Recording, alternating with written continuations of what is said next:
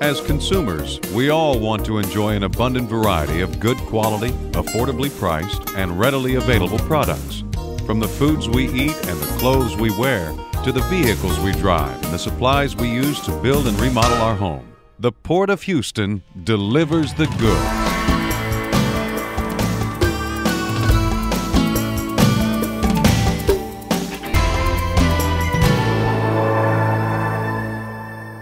The Port of Houston Authority will soon begin work on a bold plan that will contribute to trade and commerce throughout the region. The new Bayport development will allow the port to meet the needs of the 21st century for the movement of people and cargo in and out of Texas. Bayport will also set a new standard for sustainable port development in the United States. Join us now as we explore the background behind the Bayport project and show you how the Port of Houston will benefit all facets of the Houston area economy for years to come.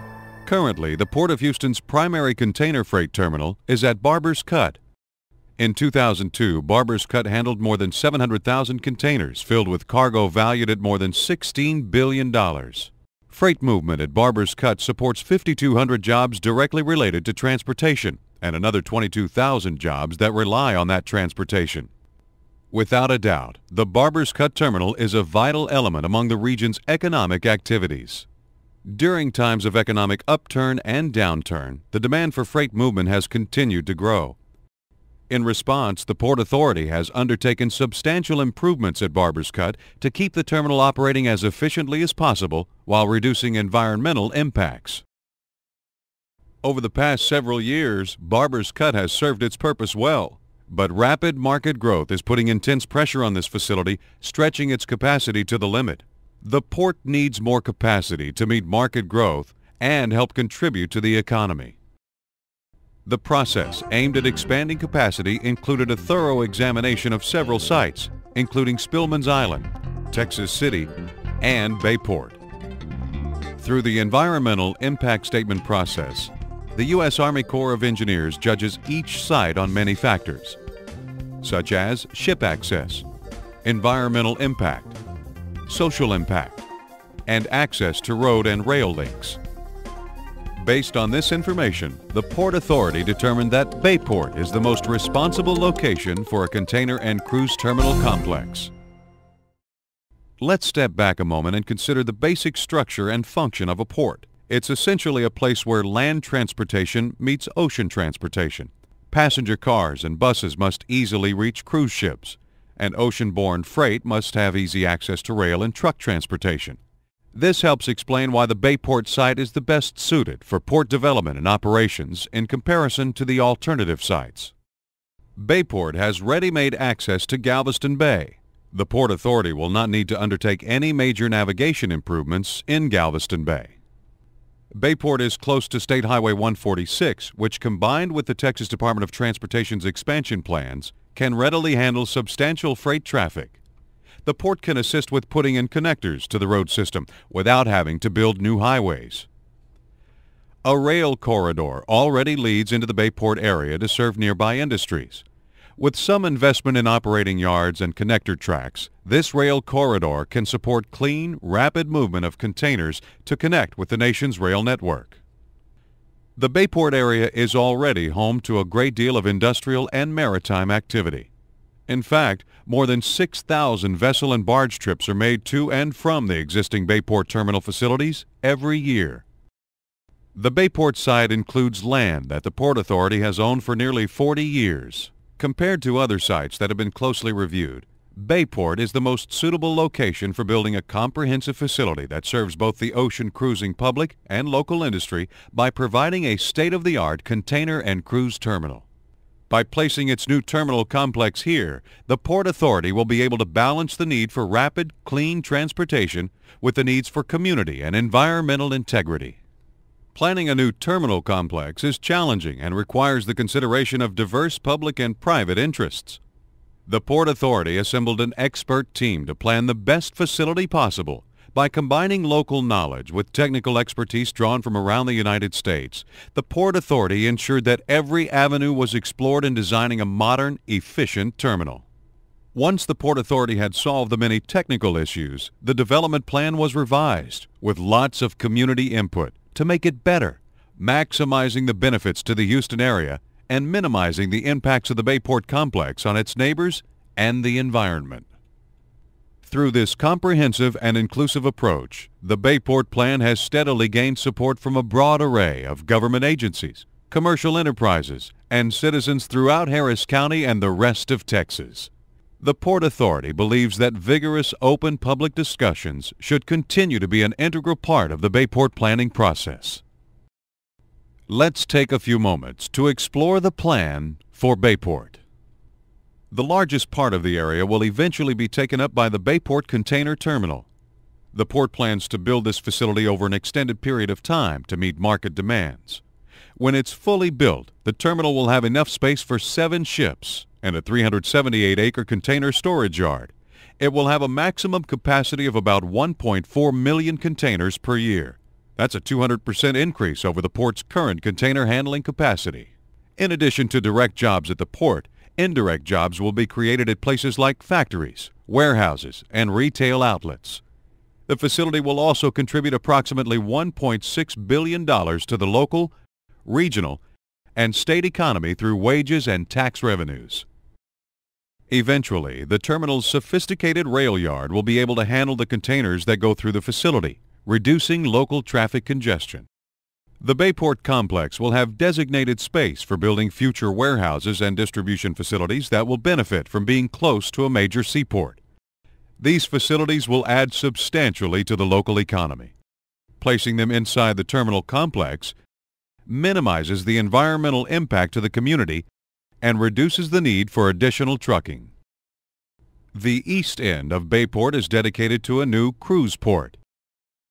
As many as 3 cruise vessels at a time will be handled at these secure, modern passenger terminals. Let's take a few minutes to explore how the Port Authority has minimized and mitigated Bayport's impacts. The Port Authority is committed to meeting and, when possible, exceeding rigorous standards for environmental quality. This commitment was recognized when Houston's port became the first of any ports in the U.S. to meet the strict standards of ISO 14001, the international standard for environmental excellence. The Port Authority did this by putting in place a system that focuses on waste reduction and recycling, air emissions reduction, and stormwater impact reduction. The Port Authority has made a commitment to use clean fuel and clean engine technology to reduce emissions. The port has committed to help fund several local transportation projects in the Bayport area. This will increase the safety and efficiency of the local transportation network while reducing congestion and air pollution. It is important for Bayport to coexist with the community. Therefore, the Port Authority has committed to develop a 3-mile-long buffer zone around the facility, which will include a landscaped site and sound berm that will be 20 feet tall. The buffer zone also includes part of an extensive stormwater collection system that will protect Galveston Bay. The Port Authority has also voluntarily undertaken a number of other steps to limit the impact of Bayport's operations. For example, lighting systems designed to use black light poles and specially designed fixtures to limit nighttime impacts. The Port Authority is also committed to investing in wetland mitigation. Wetland creation and restoration projects will increase the habitat available for fish, waterfowl, and other coastal wildlife by replacing jurisdictional wetlands at a ratio of more than 3-to-1.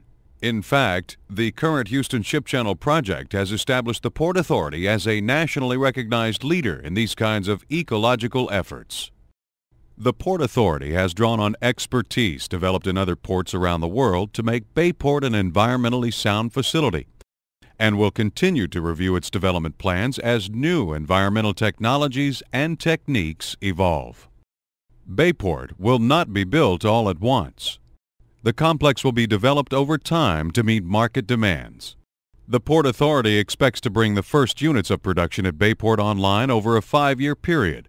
The first phases of this development will include a 160-acre container terminal with 2,500 feet of wharf, the first cruise berth and passenger terminal, straightening and improving Port Road to 4 lanes, 2 miles of the buffer zone and ponds for the treatment of runoff water, the administration building and the maintenance and repair building, along with employee parking, and areas for inspections by the U.S. Customs and Border Protection Services and the U.S. Department of Agriculture.